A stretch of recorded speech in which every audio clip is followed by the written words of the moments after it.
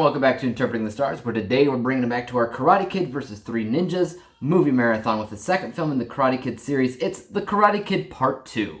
I think it's at this point in the marathon that every movie that I watch from this point on will be mostly blind viewings for me. I've seen them all, but none of them do I actually remember except for The Karate Kid 1 and its remake. I was curious to see if I remembered anything about Part 2 and if it would all come flooding back to me when I watched it again, but no. This was all relatively new to me, or at least it felt like that. So step away from your gastronome gourmands and let's get cracking. This review is brought to you by the words of the day: gastronome, a gourmet, and gourmand, one who is excessively fond of eating and drinking. The Karate Kid Part 2 takes Daniel LaRusso to Okinawa, Japan, when Mr. Miyagi learns that his father is ill and he must visit him as soon as possible. While in Japan, a man named Sato wants to battle Mr. Miyagi to the death over a 4-decade-old grudge that the two had as teens. So as usual, I have some good things and some bad things to say about this film. I'll start with the good because some of this good is very interesting. First of all, the whole Sato thing, the Sato's Dojo thing, it is incredibly reminiscent of Cobra Kai. It's like the Japanese version of Cobra Kai. Now, Cobra Kai taught no mercy, and this karate class teaches that mercy is weak, and if you hold back at all, you're a coward.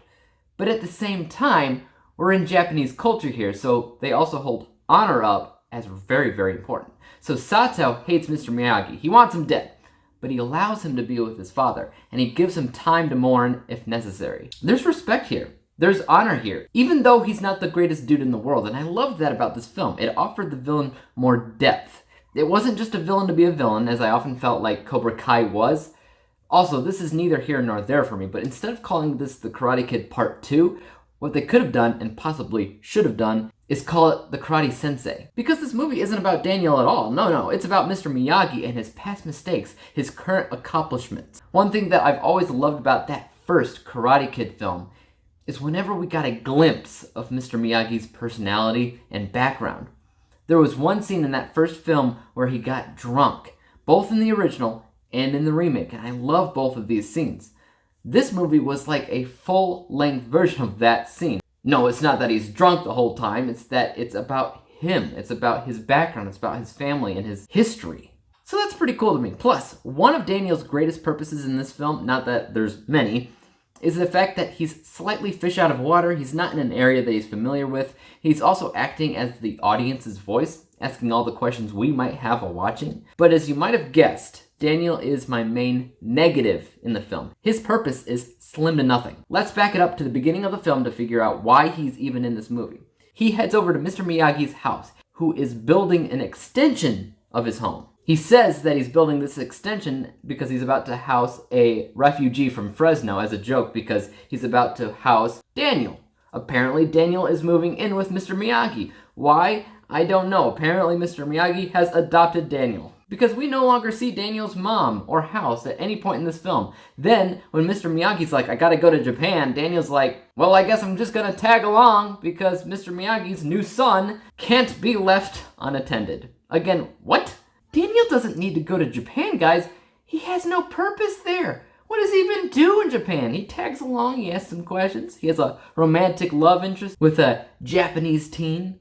I don't know why they feel the need to do this romantic interest thing. It didn't work in the first film. It doesn't work here. It just tacks on to the film, slightly drags it down. It's not the reason we watch these movies. I'm sorry. It's just not. What is the reason we watch these movies? For the fighting. For the characters, I guess. The fighting is not as good as the first film. Both films built up a point of contention and they tease a final battle. Both films have an end battle of sorts, but it's not entirely what you want to see.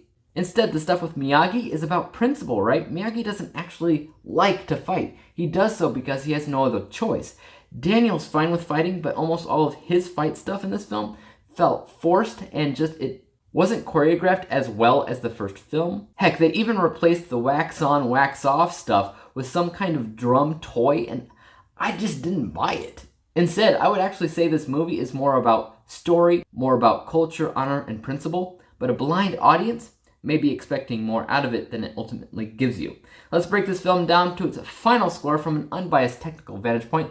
The movie is fine. It mostly feels like the first film in structure and how it looks, which is, it has its moments, right? Sometimes you're like, ooh, that's a nice shot. But for the most part, typical. My unbiased score is 70%, and because I found a lot of the character development for the villain to be unique, and because I was appreciating the theme of honor, my bias score is a bit higher at 82%, averaging the two scores together to a final score of 76%. 76 out of 100 possible stars, which if you've been keeping track is 10% lower than what I scored the first Karate Kid movie, and 1% lower than what I scored Three Ninjas, which means Three Ninjas might actually have a fighting chance here, since the first Three Ninjas movie was scored higher than this Karate Kid 2 movie. So, if the Karate Kid movies just keep getting worse, and the Three Ninja movies are all kind of scored relatively the same, I don't know, the end result might be interesting. We'll see. Next week, I'll be taking a look at Three Ninjas Kick Back, so make sure that you subscribe to my channel and hit the bell to be notified when that comes out. Also, shoot a comment down below on what you thought about Karate Kid Part 2. Did you like the change in scenery from Fresno, California to Okinawa? I personally found the change to be a welcome one, and I'm interested in seeing what a third film brings.